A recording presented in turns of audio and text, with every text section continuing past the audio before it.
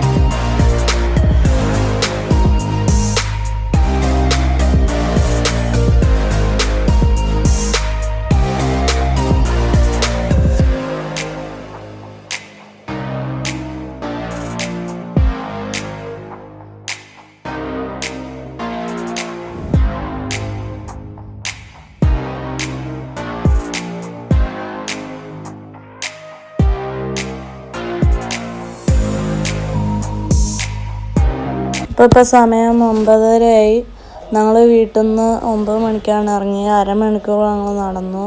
അപ്പോൾ next video ആയി വരുന്നവർക്ക് എല്ലാവർക്കും ഗുഡ് ബൈ.